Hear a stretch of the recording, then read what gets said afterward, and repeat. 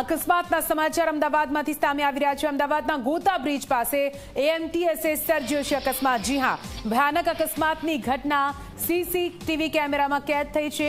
એએમટીએસે 3 વાહનોને ટક્કર મારી છે। એએમટીએસ બસે સ્કૂલ વાનને ટક્કર મારી।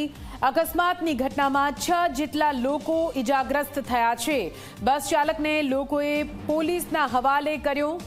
એએમટીએસ બસ કેવી રીતે બેફામ રસ્તા ઉપર દોડતી હોય છે, દ્રશ્યો તો તમે ચોક્કસથી અમદાવાદના રોડ પર જોયા હશે। જો કે અકસ્માતના દ્રશ્યો સામે આવ્યા છે।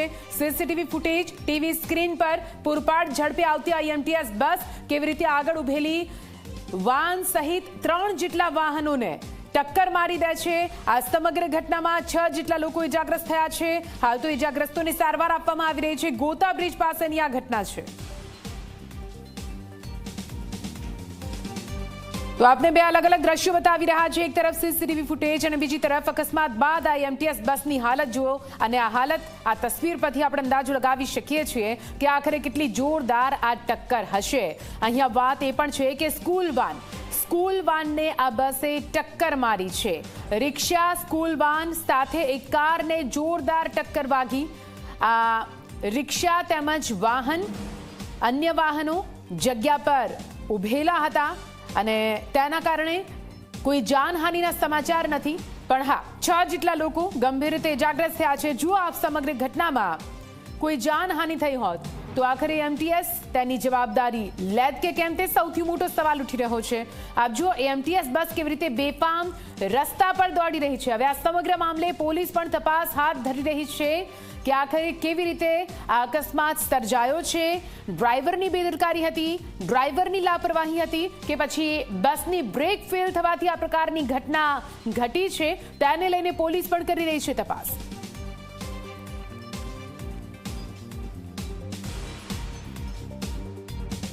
અમદાવાદમાં ફરી એકવાર એએમટીએસ બસે અકસ્માત સર્જ્યો છે અને આ બનાવ બન્યો છે ગોતા ચાંદલોડિયા રોડ ઉપર કે જ્યાં ગોતા તરફથી જે કબીર સિરામિક એક દુકાન આવેલી છે તેની પાસે આ બેફામ એએમટીએસ બસ ચાલકે 3 વાહનોને અડફેટે લીધા, જેમાં એક લોડિંગ વાન, એક રિક્ષા અને એક સ્કૂલ વાન જે છે તેને અડફેટમાં લીધી। સદનસીબે સ્કૂલ વાનમાં બાળકો ન હોવાથી મોટો બનાવ બનતા રહ્યો છે, પરંતુ જે પ્રકારની ઘટના બની છે એમાં 2 લોકો ઘાયલ અને બસની હાલત ઉપર, આ રિક્ષાની હાલત ઉપરથી જોઈ શકાય છે કે કેટલી સ્પીડ, અને સાથે જે સીસીટીવી એ G24 કલાક પાસે આવ્યા છે એ સીસીટીવીમાં પણ એ બસની સ્પીડ જોઈ શકાય છે અને એમાં એ દ્રશ્યોમાં દેખાય છે કે આ લોડિંગ વાન એ જતી હતી, સામેથી જે સ્કૂલ વાન આવતી હતી અને એ બંનેની સ્પીડ સામાન્ય હતી, પરંતુ એકાએક આ બસ જે છે ફૂલ સ્પીડમાં આવે છે અને આ વાહનોને ટક્કર મારતા આ જે લોડિંગ વાન જે છે જોઈ શકાય છે કે અહીંયા જે રસ્તાનું કે અન્ય કામ ચાલે છે ખાડામાં ઉતરી જાય છે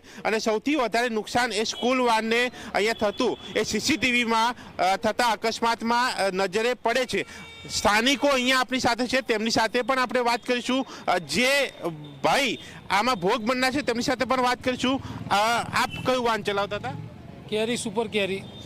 અચ્છા, શું બન્યો તો તમે જતા હતા? શું ભાઈ, હું રોડ ઉપરથી આવતો હતો અને એએમટીએસ વાળે બ્રેક મારી જ નહીં, સીધા ઉડાડી દીધી। સીધા એને બ્રેક માર્યા વગર 3 ગાડીને લઈ લીધી। એટલે કમનસીબે મારી સારું હતું કે ખાડો હતો એટલે ગાડી મારી આખી પલટી ખાધી નહીં, અને પેલા વાનવાળાને એમને 2 જણા વધારે વાગ્યું છે। રિક્ષાવાળામાં બાજુ ઊભી હતી। પછી ત્યાંથી આ લોકો જેવો ખાડામાં પડ્યા ને એવું તો 5-10 મિનિટે મને ભાન જ આવ્યું છે, પછી એ ખ્યાલ જ નહીં આવ્યો એનો, પછી શું થયું એ ખબર જ નહીં મને। અને આ જે એએમટીએસ વાળો રે ને ડ્રાઈવરે પીધેલો હતો અને પ્લસ વત્તા કંડક્ટરે 2 બહુ પીધેલા જ હતા। પોલીસ સ્ટેશન તમે જઈને આ બંને પકડાઈ ગયા? 2 પકડાઈ ગયા છે અને પોલીસ સ્ટેશન જઈને મેં કેસ કરીને આવ્યો છું અત્યારે હાલ। તમે શું કહેતા હતા? હું સાહેબ એવું કહેતો હતો કે એ ગાડી આ બસ જે ચલાવે છે ને જે લોકો, એ કંઈ પબ્લિકનું કોઈનું વિચારતા નથી, બેફામ રીતે ચલાવે છે। અને અમારે એ ગાડી એએમસીમાં અમારી કમ્પ્લેન હોવા છતાં અમને કોઈ એ ગાડી બમ્પની કોઈ સુવિધા, બમ્પ મૂકવામાં રાહત મળે એવું અમારી એક ગણતરી છે કે બમ્પ મળી જાય તો કોઈ મોટી ગાડીની મોટી હોનારત થતી હોય ના થાય, એના માટે અમે ઘણી કમ્પ્લેન કરી છે। કોઈ બસે ક્યાં ઊભી રાખવાનો પ્રયાસ કર્યો? ના, બસે તો સીધી ગાડી 3 ઉડાડી દીધી છે। એક સેકન્ડમાં આ લોકો તો ઊભા જ થાય, રોડ ક્રોસ કરવા માટે કટ આપેલી છે, અહીંથી લોકો જવા માટે ઊભા રહેતા હોય તો એ લોકો ઊભા જ એમ, પેલા ગાડીવાળા તો સીધું જ ઉડાવી દીધું છે. અને સામે શોરૂમ વાળા ત્યાંથી સીસીટીવી કેમેરામાં તમને લાઈવ દેખાશે, મારા પાસે વિડીયો છે. તમે શું કહેવા માંગો છો આ પ્રકારના અકસ્માતોને લઈને, ડમ્પરોના અકસ્માત, એએમટીએસ બસોના અકસ્માત? હવે આમાં તો એવું કહેવું છે કે બસવાળાએ જે બેફામ ચલાવી છે ગાડી, એ તમે સીસીટીવીમાં જોઈ શકો છો. 3 જણા આરામથી રોડ ક્રોસ કરતા હતા, એએમટીએસ વાળા એ રીતે જોયું, તમે સીસીટીવીમાં જોઈ શકો છો. પણ હવે આ તમે વિચારો કે એએમટીએસે આ 3 જણાને ઠોક્યા છે તો શું ન્યાય મળશે, ખર્ચો મળશે, એમને જે નુકસાન થયું છે એ નુકસાન આપી શકશે કે સરકાર સામે માણસો પછી હાથ વગરના થઈ જાય અથવા એમને કાયદો સરકારનો જ રહેશે? એવું થશે. વળતરની માંગ કરી છે? મેં વળતરની માગ કરી, મારો આ લાખ રૂપિયાનો તારે નુકસાન છે. આ નીચેથી ચેચીસ બેસી બધું ભાગી ગયું છે. મારી ગાડી ઊભી કઈ કરો, મારો મહિનો કઈ રીતનો ચલાવવાનો? હવે આખો મહિનો મારે કઈ રીતનો ચલાવવાનો? એટલે જે ઈજાગ્રસ્ત છે એમને વળતરની માંગ કરી છે.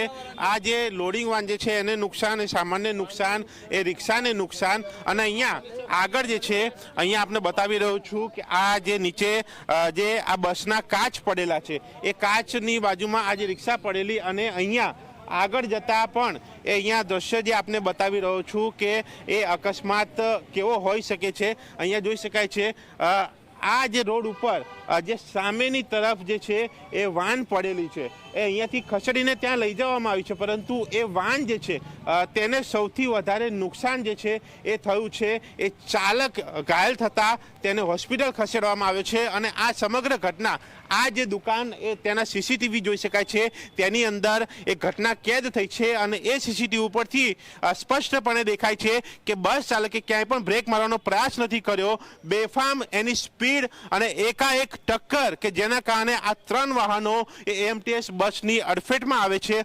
અકસ્માત સર્જાય છે, જેમાં રિક્ષા ચાલક, એ વાહન ચાલક, એ બંને ઘાયલ થાય છે અને તેમને હોસ્પિટલ સારવાર માટે ખસેડવામાં આવે છે. હાલ પોલીસ તપાસ કરી રહી છે, પરંતુ સાથે સ્થાનિકોની માંગ છે એ બમ્પની અને સાથે એ નશામાં ધૂત હોવાના એ એએમટીએસ ડ્રાઈવરના એ આક્ષેપ પણ થઈ રહ્યા છે. એ બાબતે પોલીસ શું તપાસ કરે છે અને સાથે વળતરની પણ માંગ છે, એ વળતર મળે છે કે કેમ એ પણ અહીંયા જોવાનું રહેશે. કેમેરામેન ઉમેશ તુષાર શાહ સાથે દર્શન રાવલ, ઝી મીડિયા, અમદાવાદ.